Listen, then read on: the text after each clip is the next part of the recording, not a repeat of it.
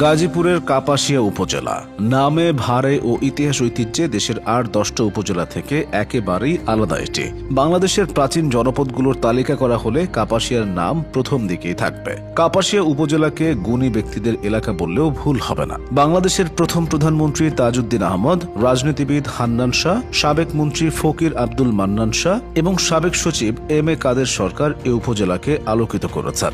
বিখ্যাত এই উপজেলার নামকরণ এবং ইতিহাস সম্পর্কে জেনে নেওয়া যাক। মুসলিম পূর্ব যুগ হতে সমগ্র মুসলিম শাসনামলে উত্তরে টোক ইউনিয়ন থেকে শুরু করে পূর্বে কিশোরগঞ্জ ও দক্ষিণে সোনারগাঁও পর্যন্ত এলাকা জুড়ে উৎপাদিত হতো জগৎ বিখ্যাত মসলিন কাপড়। সেই মসলিন কাপড়ের জন্য মিহি আঁশের কার্পাস তুলা উৎপাদিত হতো শীতলক্ষ্যা নদীর উভয় তীরে। সংস্কৃত ও হিব্রু ভাষায় তুলার অপর নাম কার্পাস, পার্সি ভাষায় কার্বস আর বাংলা ও হিন্দি ভাষায় কাপাস। কাপাসের গাছকে বলা হয় কাপাসি। এই কার্পাস শব্দ থেকেই কাপাসিয়ার নামকরণ করা হয়েছে বলে অধিকাংশ গবেষকগণ মনে করেন। ব্রিটিশ আমলে কাপাসিয়া থানা এতটাই বড় ছিল যে এই থানার অধীনে তখন সব মিলিয়ে 28টি ইউনিয়ন ছিল। 1924 সালে শাসন কার্যের সুবিধার্থে কাপাসিয়া থানাকে ভেঙে 3টি থানায় বিভক্ত করা হয়। তখন 28টি ইউনিয়নের মধ্যে প্রথম 10টি ইউনিয়ন নিয়ে গঠন করা হয় কাপাসিয়া থানা। পরের 10টি ইউনিয়ন নিয়ে সাজানো হয় কালীগঞ্জ থানা এবং সবশেষ 8টি ইউনিয়ন নিয়ে যাত্রা শুরু করে শ্রীপুর থানা। এরপর 1959 সালে তৎকালীন পাকিস্তান সরকার কাপাসিয়া থানার সিংহশ্রী ইউনিয়নকে বিভক্ত করে সিংহশ্রী ও রায়েদ ইউনিয়নে রূপান্তরিত করে।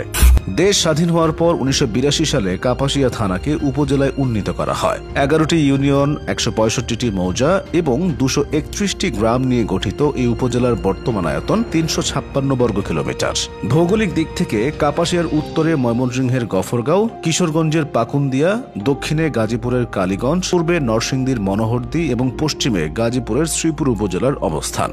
কথিত আছে রানী ভবানী ছিলেন বানিয়া রাজাদের শেষ বংশধর। তার দরদরিয়া দুর্গ ছিল এই কাপাসিয়া উপজেলার রায়েদ ইউনিয়নের দরদরিয়া গ্রামে বানার নদের পাড়ে। 2 দশক আগেও সেখানে দুর্গের ভালোভাবে দৃশ্যমান ছিল। ক্রমান্বয়ে সেই দৃশ্যমান বিলীন হয়ে গেছে।